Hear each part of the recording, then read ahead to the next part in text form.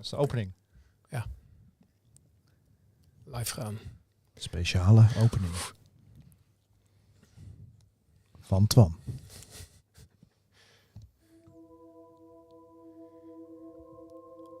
Oeh.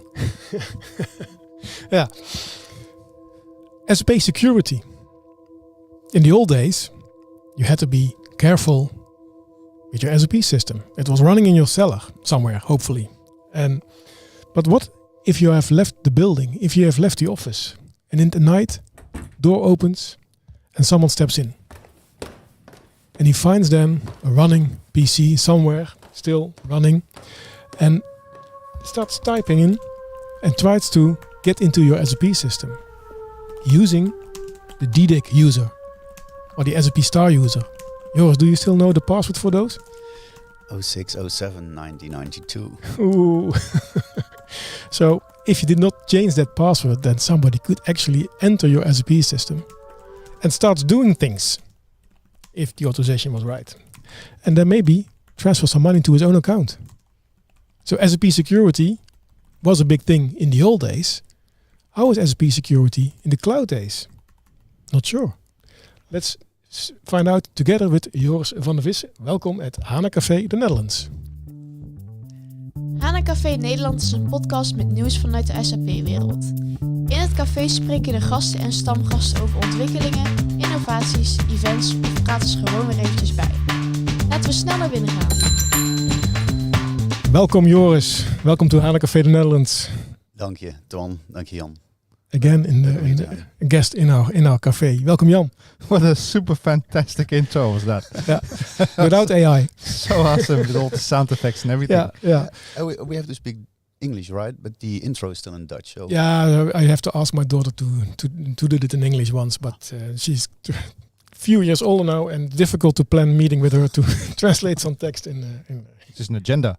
It's an agenda. Yeah. But today we're going to talk about security, right? Yeah. It's really your topic, and maybe for the viewers, we have security over there, and security is spelled like that. Why is it spelled like that? Well, With a KJ. the KJ, yeah, that's a special kind of thing. So I'm not sure if I know how to translate that, but we were working on this project. Yeah, let's translate it in nice words. I'll try to keep it nice. So yeah, we were working together, Twan. What is it, like 24 years A ago? long time ago, yeah. At Philips Semiconductors, NXP nowadays. I think I was trying to code some ABAP code, and you and some others did code reviews on me. I was still new to SAP, and I made some brutal, dumb mistake probably. And I think it was you. You were learning on the job, right? I was learning. I guess it was you, or I don't know, Martina maybe? Sandra. That did the code review and corrected me, and I said, hey, I can make these kind of mistakes because I'm still how to say that in a nice way? You're a kleine junior. A kleine junior. That's a nice one. KJ, kleine junior. Except that it wasn't klein, it was about genitals. Exactly. Let's keep it nice. Genital junior. Yeah. GJ, actually. But that's why we have spelled security this way. We're going to talk about security, and I was already talking about in the intro. So, hey, in the old days we had these users, there's default users that come with a default password, and if you did not change it, then you could actually do strange things in an SAP system. Yeah. And doing strange things in an SAP system is your middle name, which is a very long middle name. Yes, it's quite long. Yeah, and by the way, we still do find those default accounts with default passwords. Really? Yeah. Even nowadays, yeah. But can you enlighten us? Take us on a story. Sure. So there's many stories to pick, but in general, default accounts is the most easy way to gain access to an SAP system because it's easy, it's publicly known, you can find them all over the internet. You even have automated tools that try and gain access to an SAP system with these kind of automated scripts and then try default accounts. So it's not that common anymore. But we did find them a lot in the past, and even still nowadays there are definitely customers that have default accounts there. It's the low-hanging fruit, especially if you connect your SAP system to the internet, which many customers do nowadays. make sure that this kind of low-hanging fruit is not there anymore. When I was younger, and I'll try to not indiscriminate myself by, telling too much stuff I shouldn't tell. Yeah, but you are in this specific job, and I think you're an ethical hacker, right? So you hack systems, but you do it for the good purpose. And you've grown up, I suppose. I've grown up. Currently, since the last 3 days, since I think a decade of 1.5, let's say 15 years, I'm not doing any illegal crazy stuff anymore. But that depends on the law of the country you live in. But in the Netherlands, it's quite, relaxed. But before that, I did some stuff, and maybe a funny story to start with. I was really younger. I just started my SAP career. That's already 2.5 decades ago. I also did some research on the internet. I wanted to see what SAP systems are there, and they started becoming more and more connected to the internet. Maybe you still remember the Enjoy SAP times, and where you had all these crazy web shops and stuff. You had to call it Enjoy because it was not enjoyable. Yeah. So this was also the time that the SAP Solution Manager was making a big entrance in the SAP world, and also during those days there were still a lot of default accounts. Like maybe you remember that one. You had client 66 with a user called SAP Support and a password called Early Watch. It was there for Early Watch connectivity to Waldorf. It's not there in most systems anymore. We still find it occasionally, but back then there were many SAP systems on the internet that you could access via this client 66. I figured out there was a Dutch SAP service provider that also connected her SAP Solution Manager to the internet. I could gain access to this specific client 66. I figured out a way myself to do privilege escalation in that client. So this was the solution manager of a managed service provider? Yes. So not of just one company? No. But they were managing multiple companies? They were managing a lot of large SAP customers, like really big ones.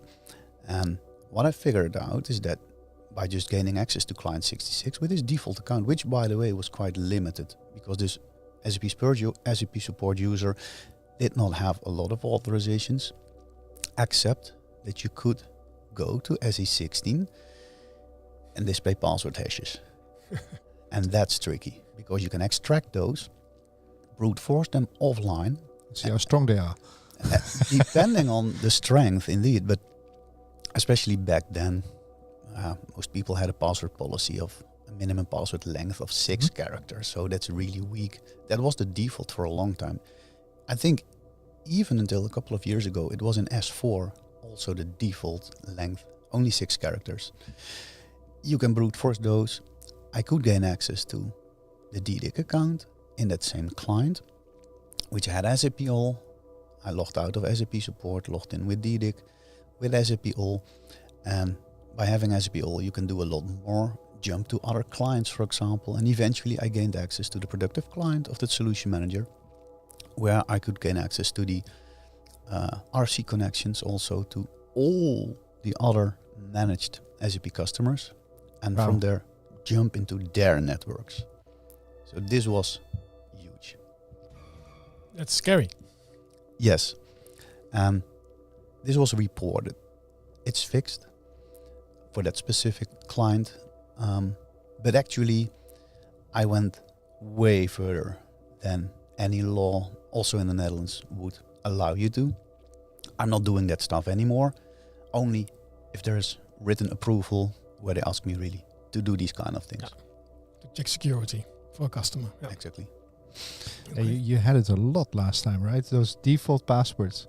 Whenever I went as a consultant to a company, they said, your username, J Penninkhof, your password, welcome01. Meaning that if I can enumerate the people that work in that company, I probably know their user ID, first name, first letter, last name. And you always have those accounts that are not used yet, right? That people have not logged in yet. So find managers, log in through welcome01, and you're in. Or yes. A user that is using SAP and has this creative password welcome02, 03, 04. So there's something about passwords, right? That And is default important. passwords that really needs to change in people's behavior, I think. But are things changed now? And in the old days, we had an SAP system running in the cellar, as I mentioned in the intro, and now we are going to a public cloud. And security is not managed by the customer itself, but by the provider of the application, like SAP. Is that also an area of attention on your side? Yeah, so a couple of things you can say about that. So yes, security has drastically improved also in the area of SAP systems. So back then, typically SAP systems were insecure by default. When you installed an SAP system like 10 or 20 years ago, a lot of the access control lists were open to the world by default. Now it's closed by default and you need to open it. Mm-hmm. So that's completely turned around. The same goes for default passwords. If you installed an SAP system like a decade ago or longer, there were a lot of default accounts with default passwords. Nowadays, if you install an SAP system on premise or in the cloud, you are forced to change those passwords. On top of that, a lot of additional layers are added. A lot of parameters are secure by default. And also a lot of settings are secure by default. Not just on the application layer, also on the operating system and on the database. And what you see is that in the past there was often only one layer of security, which was in most cases a user and a password. And you're absolutely right, Jan. A password is not always the strongest way of authentication. Nowadays, especially in the cloud, I think you all know that. And sometimes it's annoying, but you have all these additional layers of security. You need to provide a second factor, a token, or it can be a text message, even though that's also not the most secure way all the time. But at least there's additional layers of security. And SAP has done a lot there. Also in the area of their public cloud, yes. I think by default you cannot even switch that off anymore. It's just there and you need to use it. But I guess that managed service provider that you were talking about didn't wait until all those measures were in place by SAP. I hope that eventually when you finally got to, get into that network, people found out, or did you get caught, or No. did you tell them? I told them, otherwise they would have probably never known. And that's also something that we see that is changing. Back then, nobody monitored what was happening in their SAP systems. And let's say from the generic security world, so outside of the SAP world, already for maybe 10 or 20 years, there is a big move towards monitoring and looking what's happening in real time in your SAP systems. SAP systems were and still are for quite some customers a blind spot because not too many customers know what's happening there. We see this changing. There's quite a lot of tooling available nowadays. Also for SAP systems where you can really monitor what's happening in your SAP systems. And this is important because typically the cost of a breach is getting exponentially higher the longer it takes before you catch an intruder. The longer somebody is in your network or your SAP systems, the bigger the damage. So the sooner you can catch someone, the lower the damage, or you can even prevent damage at all. That's why this is important. And back then, nobody was monitoring SAP systems, not at all. It was that I mentioned that I could gain access to their SAP systems. Otherwise, they wouldn't have known. It wasn't really so necessary. They weren't targeted as, potential hacking vectors or something. Yeah. Because of the fact that there was such a limited amount of knowledge available in the market. So Yes. it wasn't an obfuscated system, so to say, right? Yes. As compared to, for instance, Linux or Windows, Yes. which were commodities. True. Yeah. So this is you're absolutely right. Especially so when I talk about when I started my career, and that was in the year 2000. Many SAP systems were still not connected to the internet, and there was not a lot of knowledge about how to break into an SAP system. And this is a strange paradox because typically, and you know that, guys, because you talk to customers all the time, SAP systems are business critical, right? Mm-hmm. If an SAP system goes down, there is trouble. Big trouble. Big trouble, yeah. So complete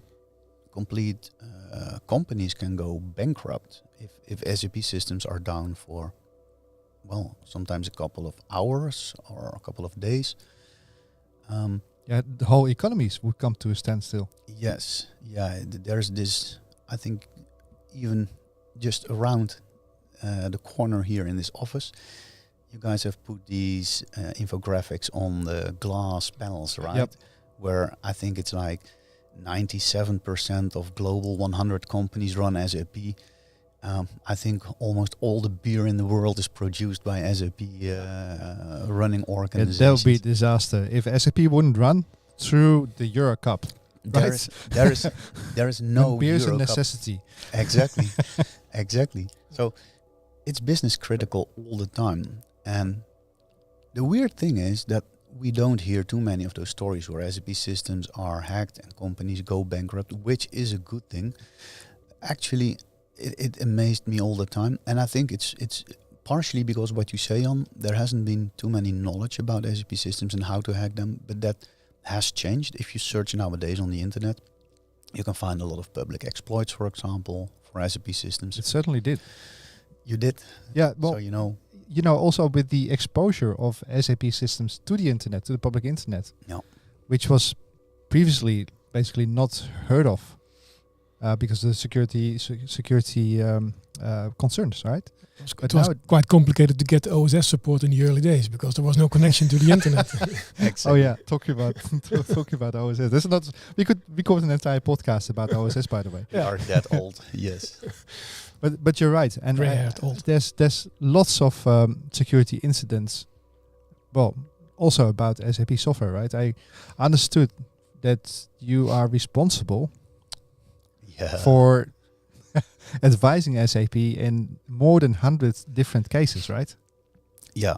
So this is one of the things that I did and still do for fun, not so much for profit. But and that's SAP Security research. This started, I think, back in 2006, so 18 years ago, when I was doing a big project for the Ministry of Defense.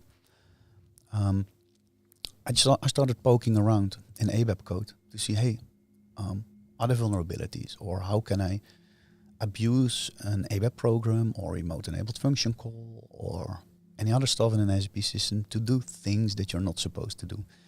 And if you manage to find a hole or do stuff in an SAP system that you're not supposed to do, it's quite rewarding. It gives you a high. Yeah. And It's a sport. yeah, oh, definitely. And in the meantime, indeed, I found over 100 vulnerabilities. I report them in a responsible way to SAP. I give SAP enough time to fix that. Mm-hmm. And on top of that, I give customers enough time once there is a fix to apply that fix, because customers tend to patch slow. It can take up, depending on the customer, sometimes a couple of 5 months years. or even years before they apply patches. So we have discussed this with SAP, and they ask for a grace period of 3 months after publication of an SAP security note before we do any publications about the vulnerabilities or details. Mm-hmm. So we comply to that to give SAP and customers enough time to fix or create patches and implement the patches. So that's why it's so important to apply those patches, right? If you're in Yes. control yourself. It It was in one of your speeches, I think at the Inside Track Netherlands, where you basically demonstrated how easy it is to still find customers that have not patched their systems Yes. through tools like Shodan, and then how to basically, or you fortunately showed it on your own server, and you gave everyone the challenge to hack your server, which was really cool, by the way. But I could have imagined that you would have done the same thing for a vulnerable SAP customer. It was as easy as that. It was like 5 command lines or something, and then you're in.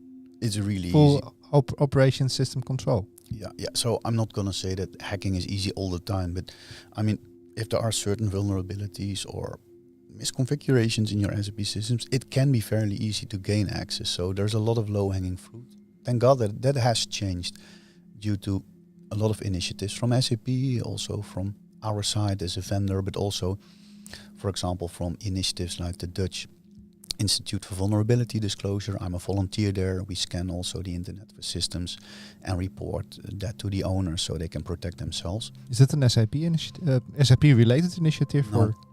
It's a generic initiative. What do you mean with scanning for SAP systems? This is good to mention because this is done from the Dutch Institute for Vulnerability Disclosure that I just mentioned. But I also did that from myself already for roughly 10 years. I think in 2014, I started scanning the internet, mainly out of curiosity because I wanted to know how many SAP systems are out there. What software do they run? What versions do they run? What operating system or database do they have? Are they It's vulnerable? from an analysis point of view, not really from a security point of view. Or This was mainly for research purposes already back then.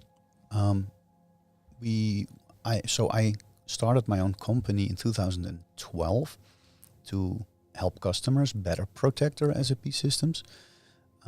But we wanted to know, how big is the market? What are we talking about? How many SAP systems are out there connected to the internet? And then use that information to better tailor our solution to the market. And of course, so that there was like a business value by knowing how many SAP systems are connected to the internet. But it was mainly also driven by my own personal interest, because I just wanted to know how many SAP systems are out there and what do they look like. So, and this sounds easy, but it's actually quite hard, because once you start scanning the internet, you cannot do that from your own home PC. the ISP will flag you. They will pull you offline.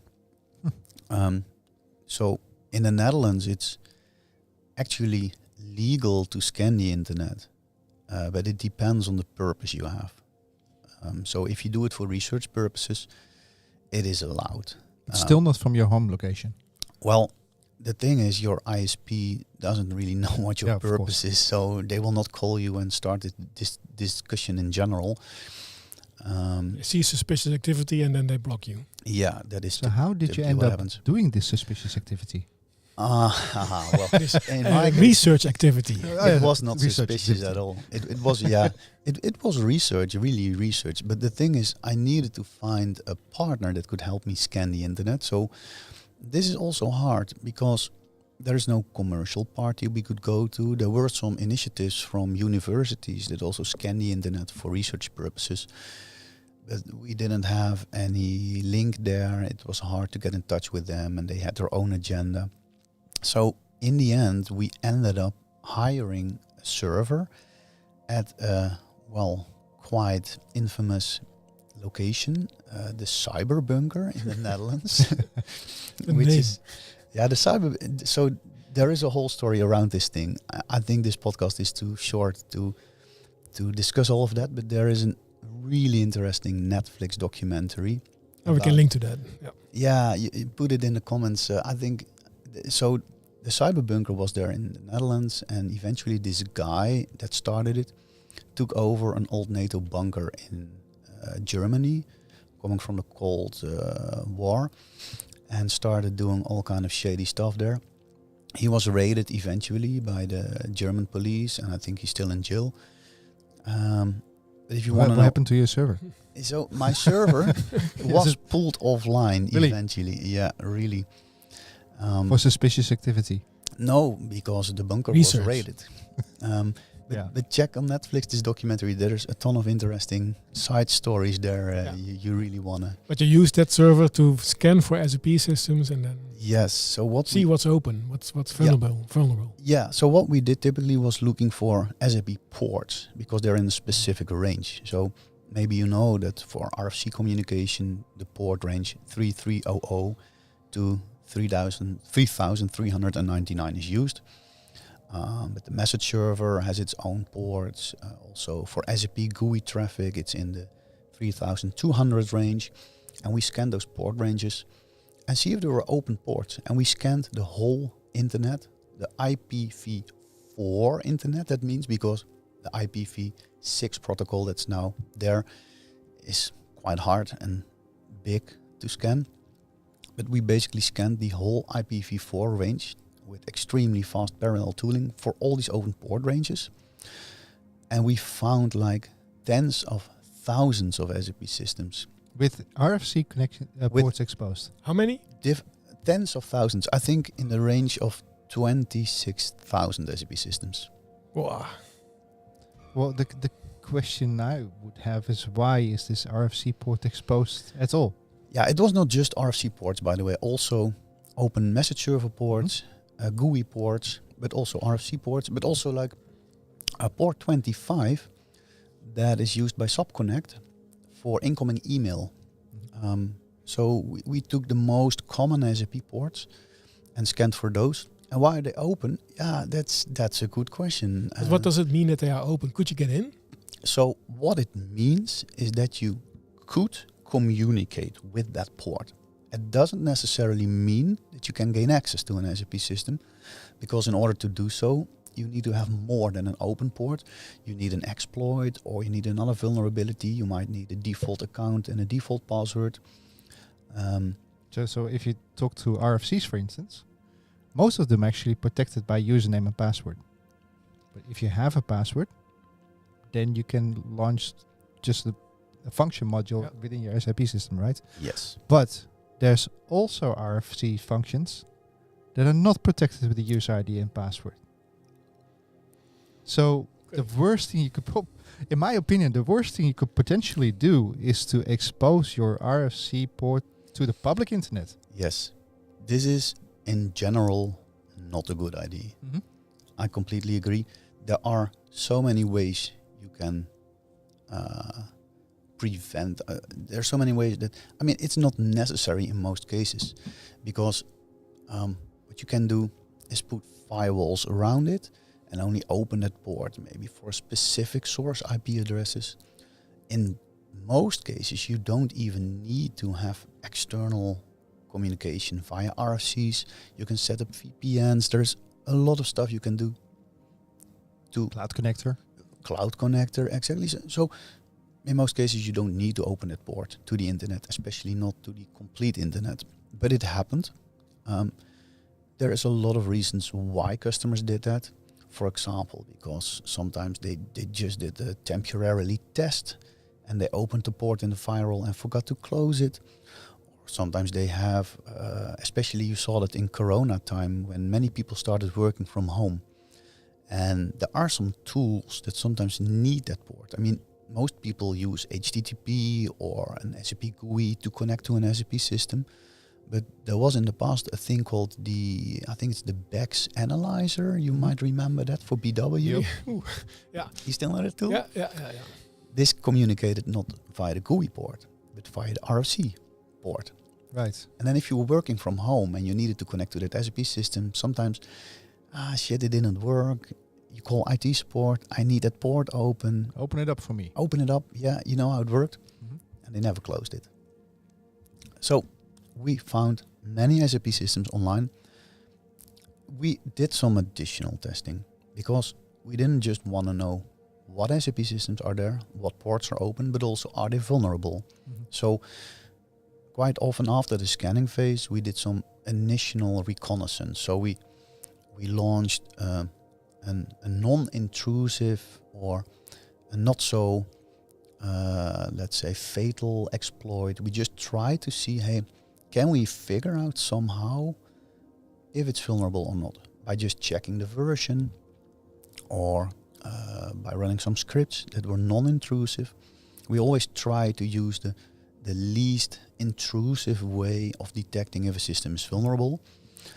But we actually found a lot of interesting stuff, and I think I'll send you the link to the report we published back then. I think even still the findings from 2014 and 2017 are really interesting because a still of that stuff still applies today. We found, for example, thousands of SAP routers online where, if I recall correctly, I think 50 or 60% of them were misconfigured. And for the SAP, maybe the not so technical SAP listeners, the SAP router, and you know what it is, Jan, and I think you also, Twan, this is a component that allows you to gain access to your internal network over the internet. The SAP router is used, for example, if you want to get or wanted to get SAP support in the past, The SAP router is a component in your DMZ. From the internet, people access the sub-router, and there is an access control list that says, well, from the sub-router, you can then jump to system A, SAP system B, or whatever. And there's basically two important measures to secure that thing. The first layer is is a firewall, where you basically in most cases say, well, I only want to allow traffic from SAP support with IP address X, I, Z, whatever. But what many customers did, instead of just allowing that IP address from SAP in the firewall, they opened it up to the world. So everybody could talk to that SAP router. Yep. That's the first mistake. The second one is an access control list. On the sub-router, once you're on the SAP router, you should say, well, you can only communicate from this SAP router to SAP system A, B, and C, and the rest of the traffic is blocked.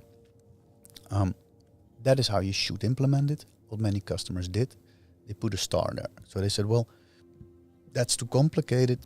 I don't know what IP addresses I have internally. Yeah, Just SAP put a star. may just access any SAP system that we have. So, start. Exactly, Yeah. which is fine if your firewall is in place and set up correctly. But if those two measures are not in place, what you do, you basically open up your complete internal network from the outside world. And we found thousands of SAP routers that were misconfigured. We reported that to the National Cyber Security Center, NCSC, here in the Netherlands. But by then, they only wanted to work for the vital, what do they call it? Vital infrastructure businesses. So they didn't want to help us. We sent that list also to SAP. I know they informed some customers. So by now, a lot of those SAP routers have disappeared. But it takes a lot of time and effort to report that to customers, to make sure that they change that. And the funny thing is, and this is maybe a final note on the internet scanning, we also figured out there was an IP address in that list of vulnerable SAP routers coming from the very exact location where we are. Ooh, really? SAP, the Netherlands. Uh-oh. The good thing is, And it was exposed to the public it internet. was exposed to the public internet. I could go from the internet over the SAP sub-router here in SAP Den Bosch to the internal SAP Den Bosch network. I reported that, and this was picked up very fast. I think within the hour I got a reply, it was closed. Okay. So that's a good thing. But you see, even SAP, I mean, it's all human work, right? And I think the explanation back then was also, well, like it is many times, they needed to test something for a customer. They opened it up and And I forgot to close it down. Yeah. Okay, but so it's quite technical, your work, and it's difficult to find on those open ports or vulnerabilities. But you did, you found 100 plus, so your name is written. You solved a lot of issues. But what you just said, so how, if you find such an issue, how fast can you then roll it out? So that's because then the technical part is done. But then how are you going to communicate and broadcast it to a lot of customers that, hey, there is a vulnerability and you need to change things fast? You need to fix it. Yeah. Yeah. Yeah, so the only way that customers can fix it, in most cases, is by applying a patch. It's just like on your Windows operating system or your iPhone or whatever. Or properly reconfiguring things. That can also be the case. But most of the vulnerabilities that I find are fixable by implementing an SAP Security patch. Mm-hmm. And so how that process typically goes is that we report, or I report that to the SAP Security Response Team in Heidelberg. They have a global team, by the way, that follows the sun, but nevertheless, we report that and give SAP all the information, how to exploit it. Sometimes we even point them towards a possible solution, and then we give SAP enough time to come up with a fix. Yeah. Typically, it depends. It can take a couple of days up to a couple of months before they create a patch, but nowadays in most cases this is fixed fairly quick. Yeah. And in the meantime, we don't communicate about it to any other parties, except the company I work for, we publish signatures to customers. So if we find a vulnerability where there's not a patch yet, we have a platform where we build a signature that says if in their customers' systems they execute this specific function module, or it can be another piece of ABAP code, they will get an event in the monitoring. Mm-hmm. Hey, this ABAP program that might be vulnerable, there's no fix yet, is executed. You might want to investigate what's happening. It doesn't always mean that it's being exploited, but at least you want to raise some attention around that. Is that software that you have developed, Joris? No. I mean software that is, detecting this suspicious type of activities in SAP software? This is a platform developed already 10, 12 years ago by the company that acquired us. So I mentioned we had our own company. We started in 2012 at Protect for Us. We were acquired last year by Security Bridge from Germany, and they built their platform that is capable of detecting this. Right. That's detecting, or is it communicating to your customers? It is a platform that is running on the customer system. It's an add-on. It runs internally in their landscape, and it's capable of detecting, hey, this specific ABAP program was executed that might be vulnerable. Yeah, but I'm coming to the point. So you detect some vulnerability, and then SAP has a fix. And when I have my operating system on my laptop or on my phone, then I get an update from Apple, and it just say, okay, do that, and then it's done. Yeah. But this is not, SAP could not push those updates to the customers. So typically in the, let's say, old on-premise systems, the world is a bit different now in the cloud-based world. So cloud is okay. Yeah, it depends on the solution, right? Sometimes SAP fixes stuff in their SaaS solutions, and you just get that update. You don't even have to do anything. You just SAP just fixes it for you behind the curtain, so to say. But yeah, the world is not perfect, and many customers still run on-premise software or IaaS-based SAP systems, and there they need to apply those patches themselves. So how this typically works is that on Patch Tuesday, which is the second Tuesday of the month, which was like 3 days ago, SAP releases patches to the public. Customers know that in general, I hope, and then they can either go to the SAP marketplace, or what's it called nowadays, me.support.com. There they can see what updates are released, see if they're applicable, download them and apply them.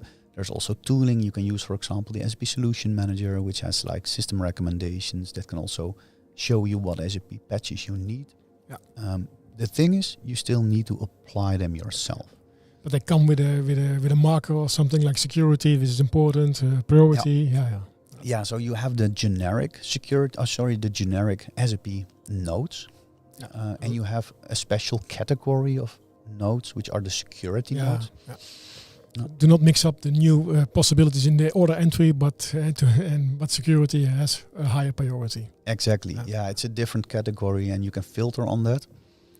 And so you need, as a customer, you need to have a process in place where you review those nodes on a monthly basis, and not just review them, but implement them, test them, transport them from development to QA, test again, move them to production. Yeah, there's quite some work involved here. Do you think enough customers do these have these kind of operations in place? This is hard to answer for all SAP customers. So, like the big ones, yes. Mm-hmm. Big SAP customers have these processes in place, typically patch management processes or vulnerability management processes. The thing is, there are also quite a lot of somewhat smaller SAP customers that might not have their own basis team or are occupied with a lot of other stuff, and it doesn't always get the attention. And some of them do some occasional patching or do it once every 3 months. There's also customers, there's a category that says, well, too much work. I will just do a yearly upgrade, and then I will implement all those patches in once. And all throughout the year, there's no business value in updating security patches. True, yeah. You don't get new functionality. No. Your processes don't run smoother. The fine is very big if you do not apply and comply to security standards. That's the other side, of course. Of the So coin. you guys are both right. Yes, there is no business value if you apply security patches. Your business will not do any better. You don't get any new features. But yeah, it's also like you say, Twan. Nowadays, especially in specific crucial industries, you need to comply to all kind of legislation, and they typically require you to patch soon and have processes in place for that. So yes, you can get fines if you don't comply. Also, auditors in the audits more and more focus on these processes and check this kind of stuff. The economic impact is also very high if something goes wrong. So And as long as you don't patch, the potential impact that you could have will still be there. And I can still remember, early 2000s of this company called Maersk, where we had basically traffic jams in front of the harbors of Hamburg and Rotterdam as well, where Maersk just couldn't, move containers around anymore.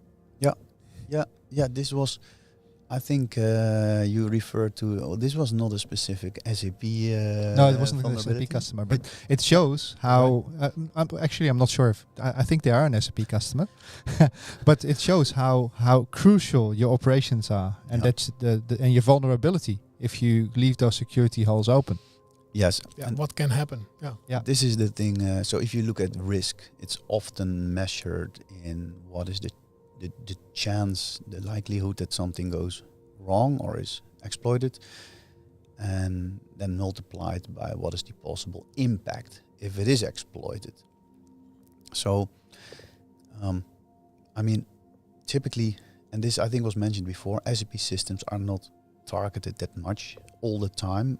They are targeted, but maybe not as much as other applications that are more generic. Mm-hmm.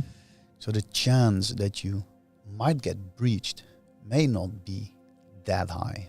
But if you look at the impact it can have, if your SAP system is hacked or breached, that impact is almost all the time very high. Because No beer, yeah. no chocolate, Yeah, but no bread. the type of vulnerability that we just discussed, that you showed us at the Inside Track, Mm-hmm. to get into a system through RFC and to have basically root access to your operating system that's underneath your SAP system. And this is what I understood happened at Maersk, is that the underlying operating systems of so many systems were basically, given the command to wipe everything. Mm-hmm. So if you give a command to wipe a system that contains SAP software is not there anymore. It's gone. And if you can go in through that RFC, Scary. that's really scary stuff. Yeah. Especially because of the fact that if you look at how that worked at Maersk, it was like running like a worm, not only through their operational systems, but also to their backup systems. Yeah, so you're right. So if you look at the architecture of an SAP system, it's typically you have the operating system, and on top of that you run the application, and next to it there's a database running. For SAP systems, it doesn't really matter. You don't need to gain access via the application layer in order to gain access to an SAP system, because you're right, if you can access the operating system below an SAP system, you have an implicit trust with the application. You will get access to the application as well. And the same goes for the database. If you know how to gain access to an SAP HANA database, then the application running on top of that, if you have enough privileges in that SAP HANA database, you can create your own user in the user table, and you will have access to the application as well. So you're absolutely right. SAP security is not just about the application, it's also about operating system security, database security. Protect your root. Is there some way to, from an SAP context, is there a way to find out whether I'm vulnerable?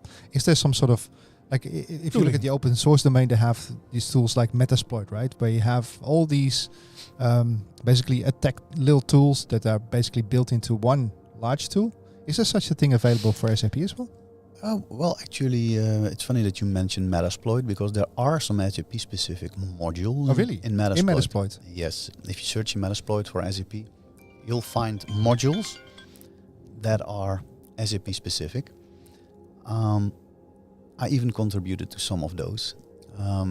But that's not an extensive way of analyzing your SAP systems. So there are multiple options. SAP as a vendor has some tooling for you to check that. You can, for example, make use of the solution manager. Most customers still have that running somewhere, even though it's becoming end of life. There are tools in the solution manager that can help you with that. The system recommendations, security optimization, self-service you can run. And it will, the early watch alert, maybe you remember that, has a chapter on security as well. So there are definitely tools. On top of that, in the more cloud-based solutions, you can also use what's it called, Cloud ALM. That can do like an SAP baseline kind of check and also give you some insight. The thing is, what we get back from customers is that there is not a single tool that does everything. I mean, you also, and these tools I just mentioned are free, or well, part of your SAP license anyway. On top of that, SAP also has priced solutions like enterprise threat detection. You probably know that that can help you also in the threat detection and see what's happening in your SAP systems. Typically, that's quite an expensive solution. We don't see it deployed at too many customers. So there are solutions, yes. In the past, you also worked on your own solution, right? Yes, true. Yeah. So, and basically we started in 2000. I think it was 2010, 11, with our own tooling, because what we wanted to do, we saw there was a big gap for customers when it came to insight.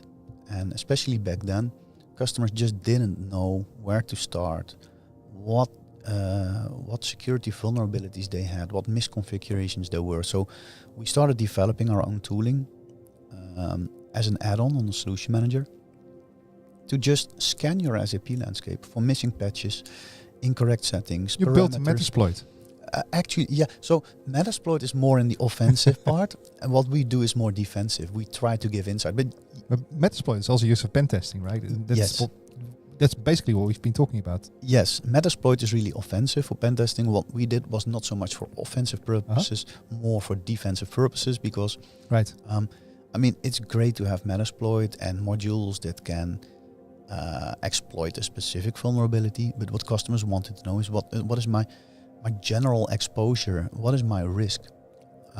Metasploit will not tell you what patches you are missing or what parameters are set incorrectly. I mean, if there is a specific parameter set incorrectly and you can exploit it with Metasploit, that's cool from a pen test perspective. But what we started with is by giving customers insight in basically what's my risk.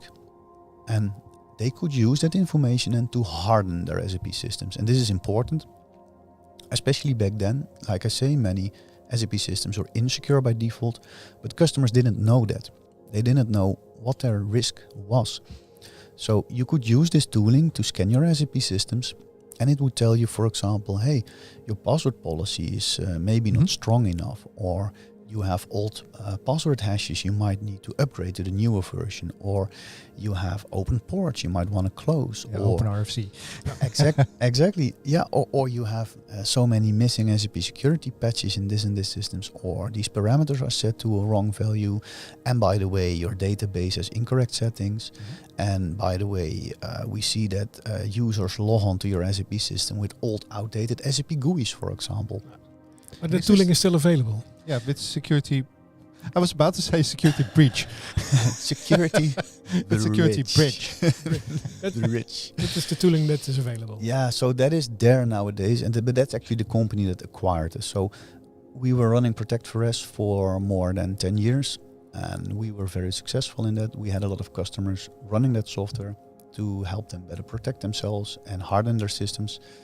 But we are now part of a bigger German company that is operating worldwide with, for us, a way to make much more impact world. More customers can now benefit from your insights, from Yes. your research Exactly. And activities. you still have these Exactly. tools available for customers to Protect deploy Fresh. on their side. Protect Fresh was the former company name, and the software is still there, but we are in the process of converting customers to the Security Bridge platform. So it will Right. be sundowned probably later this year. Okay. Talking about moving and stuff. Hi, Twan. I was wondering, we have this move to the cloud going as well. How did it change your job? Yeah, what we see is that at the moment we are, for example, moving away a bit from the old, let's say, vulnerability management more to real-time threat detection. One of the things, what you see is that there is a shift in responsibilities, right? In the old days, the customer themselves needed to do a lot more than in the cloud. So they had big basis teams that did patch management or change parameters. And with a lot of SaaS-based solutions, the shared responsibility model that you have nowadays makes that customers are not doing a lot of the old security work anymore, but are more now focused on authorizations, for example. So a lot of the hardening is done by SAP. Customers don't have to focus on that anymore, but still they are responsible, even in the cloud, for certain areas of security, like authorization management.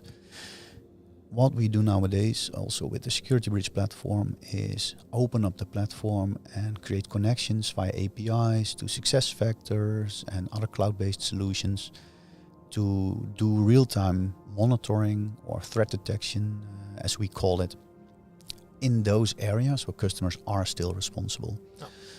But if I'm now supporting a customer that's running S/4HANA in the cloud, in the public cloud, and I'm using BTP as the extension platform to build their own solutions that they want to have and to deliver to the end users, do I as a developer need to take specific steps or actions to make sure that my application is secure, or is that handled by BTP?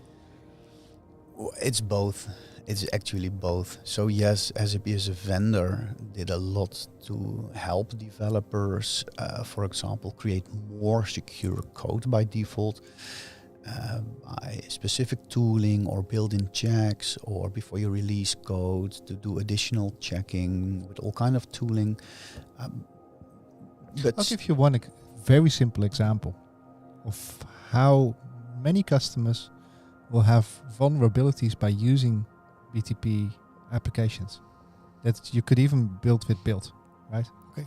So suppose you have SAP build, right? The build apps, the low-code environment, and you identify that you have a service in there, and the service is going through Cloud Connector and is going into your SAP system and is using an API there to pull data from your SAP system and to bring it to the build app, right? Now this build apps environment is built on the BTP. It's scalable and it can size up, it can size down, whatever you want.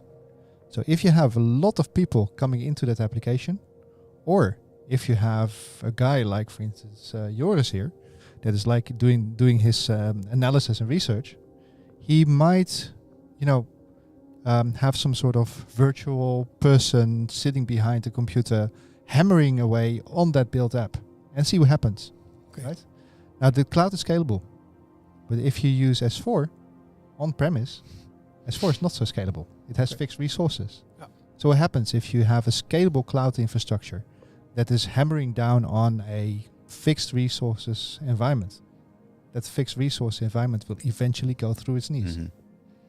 Okay. That means that you have to take into account in your architecture that you try Absolutely. to protect your S4. So environment. if you have applications exposed to the public internet, exposed to in B2C scenarios, for example, in which customers don't even have to log in, especially, let's say, pull material data or article data from your S4HANA system, that's definitely something to look into to see how you can disconnect your front-end applications from your back-end systems.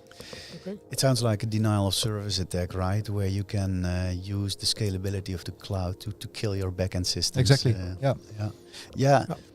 So and what still remains, and that is what I want to say, because I think SAP is doing quite a lot to help developers create more secure code, but still it's a human effort. You can make mistakes. So there is tooling that can help you scan code, no matter if it's built on-premise or in the cloud with BTP. There's tools that can scan your developed code and see if there is any weird stuff going on, just to help you as a developer. Or we can call you. Well, I'm not the expert in that area. Okay. But we have a lot of colleagues that can help you That's there. good. That's good. Yeah. Okay. Oh, the sauna is finished. Yeah, but it's time, Jan. It's time for what? Oh, yours. Moeilijke vraag van Jan. I have not such a difficult question, more like a juicy question. My question is, would you please have one more juicy story for us? One more juicy story. Is there any particular story you have in mind, or you want me to try and pick one? No, but what roll is the dice. if you look back at your extensive career on the SAP security side? So, what is the thing that really shocked you, or was the biggest surprise, or what? Oh, there's so much stuff. I can try and pick one, but maybe there is too much. One pen test that I recall, which I found quite interesting. Well, there's actually two. One was for quite a large pharmacy worldwide, where we were asked to support the annual, accounting closure of the books, right? So we were asked, and this was in cooperation with one of the big four, we were asked to do an IT audit on the SAP system to see if all the data, the financial data, was not touched or modified in any way. And we figured out quite easily that you could exploit the RFC gateway, which is one of the vulnerabilities you were also referring to earlier, Jan, was there in the productive system, which allowed us to basically gain access to an SAP system without authentication and directly modify tables in the SAP database. It's a vulnerability that is quite known for a long time. Many customers have fixed it in the meantime, but that specific big pharmaceutical company didn't have it fixed. You change the data in a table without application logic. Yes. Well, it went via the application, but you didn't need a user or a password. And if you search on the internet for RFC gateway exploitation or RFC gateway exploits, you will find exploits on how to do that if your SAP system is vulnerable. This is all out there. It's quite an old vulnerability. So people start changing their salary. It potentially could. You could, but we couldn't show that had happened because logging was switched off. So right. you couldn't know. And this is one of the big problems, because when we demonstrated that we could do that in production, the auditor didn't want to, I'm not sure what the English term is, sign off the books for that year, right, for the fiscal year, until the customer showed, until the customer showed that they were actually in control of this vulnerability, and that they could show proof that this vulnerability was not exploited in the past year to modify the data, but they couldn't because the logging was switched off. So it took weeks before the signing of the fiscal year was done, which has impact on your shareholders and your stock price and stuff like that. So in the end, even though it might sound really technical, a security vulnerability like that can have impact on the whole business. And that was just a nice example, I think, that demonstrated that. Another one is a fun one. I did a penetration test with a guy from Belgium, Chris Wouters. He is quite known in this world as well. And we were working for a customer in Belgium that basically figured out that it would be a really handy and easy way to have your SAP users have the same password as your Windows Active Directory account, right? So you only had to remember one password. The first signs of people wanting single sign-on. Exactly, right? Exactly. One password for everything. Yep, exactly. Which is well, from a user perspective, nice. Mm-hmm. But what happened is they used a third-party tool that synchronized their Active Directory password to their SAP systems, which in the end sounds quite logical and nice. But the thing is that we quite easily gained access to an SAP system, and we could extract the password hashes. And while brute forcing them offline, we figured out a lot of users, SAP users and passwords. But it took us some time, but we eventually figured out that that same password that we found for SAP users could also be used to gain access to, well, basically the Active Directory, and also to email, and to basically every other application they had running, not just SAP, because they synchronized that password to all other applications in the whole. Take over their lives. Exactly. Yes. Enterprise corporate lives. Nice version of single sign-on. Yeah. Exactly. Yeah. But dangerous. Really dangerous. So we gained access to the email inbox of the security officer that gave us the assignment. And actually, the thing is that our scope was SAP. So that we went beyond that because, we figured out that basically their SAP system was vulnerable, but not just SAP. Via SAP, you could gain access to all the other applications in the whole company. That's never been seen before, I suppose. Once you get access to SAP, the whole world is basically opened up for you. This is not quite often. SAP is very isolated and it's a black box. And in this case, it gave us way more opportunities. And what happened? Was he happy? Yeah. He was happy and angry at the same time, because he was happy we found it, but he was quite angry that we went beyond scope. Well, we didn't abuse it, but the fact that we were in his email inbox while we were supposed to pen test the SAP system. Do you have agreements with these customers about it? Like a statement of work or something? Like, this is where we are allowed to go and this is where we're not allowed to go, that sort of thing? Yeah. We in front of this pen test or assessment always discuss the scope. And the thing is, you should never go out of scope. In this case, the guy I work with had a personal relation with a security officer, so this made things a bit more juicy, maybe. But if you encounter such kind of an issue and you do not report that's also strange, right? Exactly. And I can imagine that he's angry because he doesn't like that he has this issue in his systems. But on the other way, now he has the chance to repair it. Yeah, exactly. So, and most customers respond in a positive way, and that's also why we do the pen test, right? We are not in the game to blame people. We are never playing the blame game. We're in this to try and make things more secure. And actually, it also happens sometimes that you do a pen test and you cannot gain access and you do not find too much. It's good. It's good. Yeah. In the past, I would be pissed because you want to gain access. Yeah. But nowadays, I'm happy. I say, well, job well done. Yeah. Congratulations. Did you get in trouble with this customer? No, never. No. Not so far. The initial reaction might be, "Oh, what did you do?" But then they can fix it. And that saves them a lot of trouble. Exactly. Yeah, and I guess most important is that because of, I think, responsible behavior then, that's why Joris is an certified ethical hacker. Yeah. There you go. White hat. Don't mention CEH here, because in industry that's not so much valued. But of course I mean, I try to follow a lot of ethical standards, and this is important because you don't want to have a bad name, but also you don't want to get in trouble, and I mean, ethics is a whole discussion on its own, because what we think is ethical in the Netherlands might not be ethical somewhere else in the world. But we try to follow a lot of responsible guidelines. Also, when we report issues to SAP, by not disclosing any vulnerabilities and information. Give them the time to respond and to fix. Exactly. Yeah, that's really nice. Exactly. That's really nice. All in the end, we are not here to score a few bucks over the back of SAP or customers. No, we're in it for the long term, and then you need ethics. Good.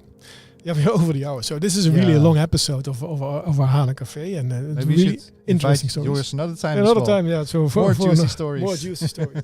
Always good. You know what I learned? Oh. Not from Joris, but from I learned it from Joris, but from before we had this podcast, that there's a VNSG focus group as well that is specifically looking into security topic. And they will have these type of juicy stories every month or every gathering. And Joris is always on stage. No, definitely not. No. I don't want to do that to people.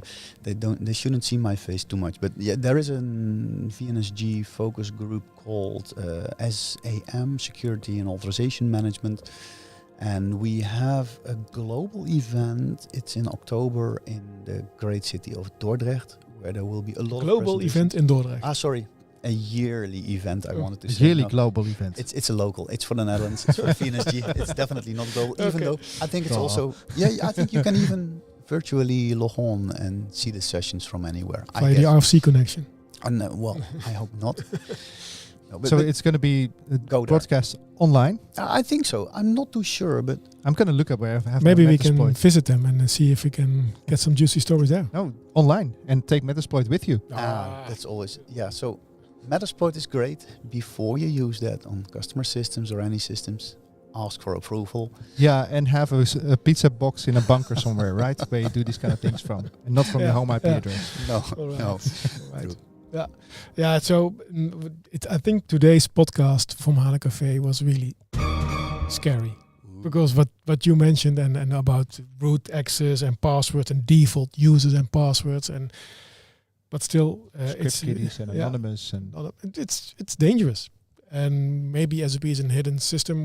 But then again, if your SAP system is down, that's what we learned today can be very dangerous as well. So, thanks very much for your insights, Joris, and hopefully we can see you in Dordrecht and get some more juicy stories as well.